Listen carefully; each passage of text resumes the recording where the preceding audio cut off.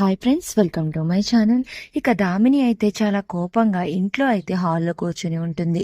ఇక అప్పుడే సమీరా అయితే కాల్ చేసి, దామిని నీకు ఈ రోజు డీల్ క్యాన్సిల్ అయింది కదా, ఆ క్యాన్సిల్ అవ్వడానికి కారణం ఎవరో తెలుసా?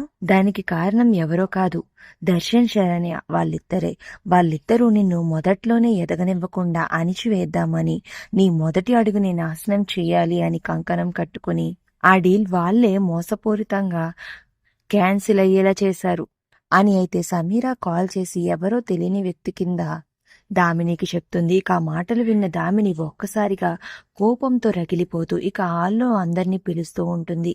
ఇక అప్పుడే ఆనంద అక్కడికి వచ్చి, ఏం జరిగిందమ్మా, ఎందుకు అంత కోపంగా ఉన్నావు అని అయితే అడుగుతుంది. ఇక జరిగిందంతా ఆనందకి చెప్తుంది. ఇక అప్పుడు అదంతా విన్న కుటుంబ సభ్యులందరూ ఒక్కసారిగా షాక్ అయిపోతారు. ఇక అప్పుడు దర్శన్ ఇలా అంటూ ఉంటాడు, ఏంటి ఈ నింద మా మీద వేస్తున్నావా? మాకంత అవసరం ఏమిటి? నువ్వే ముందు నుంచే శరణ్య నిన్ను హెచ్చరిస్తూనే ఉంది.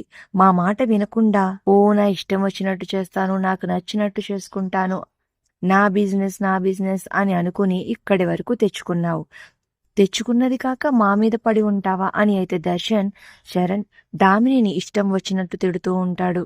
ఇది ఖచ్చితంగా మీరే చేశారు, మీరు తప్ప వేరే వాళ్ళు చేయడానికి అసలు ఛాన్సే లేదు, చెప్పండి ఎందుకు ఇలా చేశారు, నా మొదటి అడుగుని ఎందుకు ఇలా తుంచేశారు అని దామిని వాళ్ళని ప్రశ్నిస్తూ ఉంటుంది. ఏంటి ఇంట్లో మళ్ళీ గొడవలయ్యాయా అని అయితే ఆనంద బాధపడుతూ ఉంటుంది. మరి వచ్చిన ఈ సమస్యను ఆనంద ఎలా చక్కబెడుతుంది? దర్శన్ శరణ్య వాళ్ళ మీద పడ్డ నిందను ఎలా సరిదిద్దుకుంటారు అనేది నెక్స్ట్ రివ్యూలో తెలుసుకుందాం. వీడియో నచ్చితే ప్లీజ్ సబ్స్క్రైబ్.